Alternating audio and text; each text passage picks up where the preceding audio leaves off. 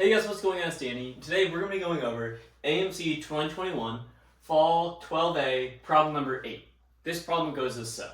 A right rectangular prism whose surface area and volume are numerically equal has edge lengths log 2 of x, log base 3 of x, and log base 4 of x. Find x. Okay, well, right rectangular prism, let's just draw that right away. Boom. Right rectangular prism, like this, little 3D action. Okay, I'm a bit of an artist. Not too bad. Okay, orange prism whose surface area and volume are numerically equal.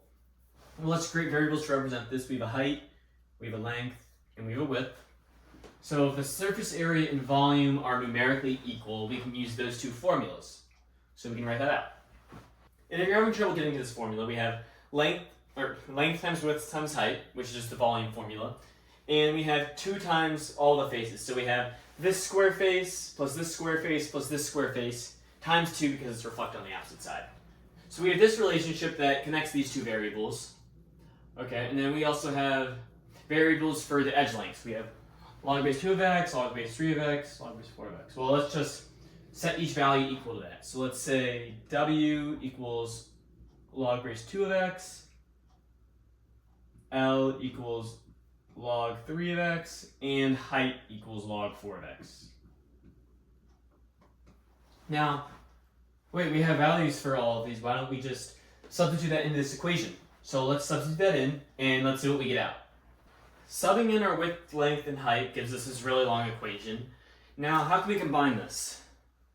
Well, I'm noticing multiplying these, when we multiply them, ones with the same base, we can add them, but we don't have that here. Okay, well, what if we apply our change of base formula?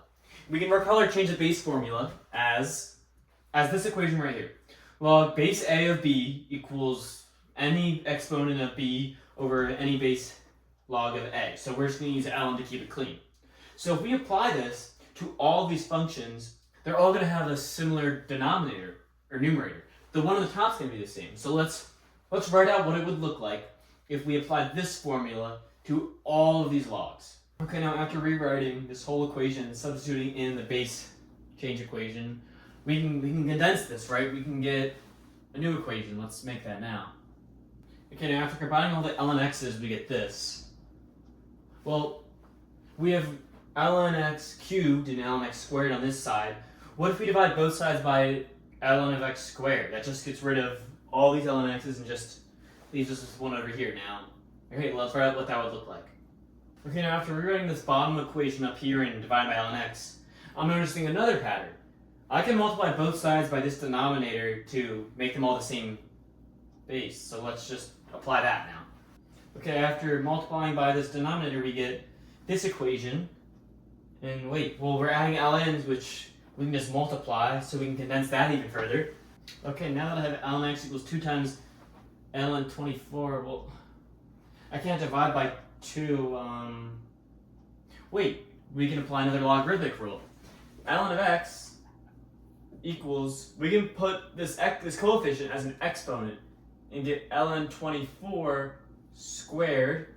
Okay, now if we raise both sides to e, we're left with x equals 24 squared. 24 squared, I don't really know, but 576, I mean, 25 times 25 is 625, so that's close enough. So yeah, it's going to be answer E. Cool.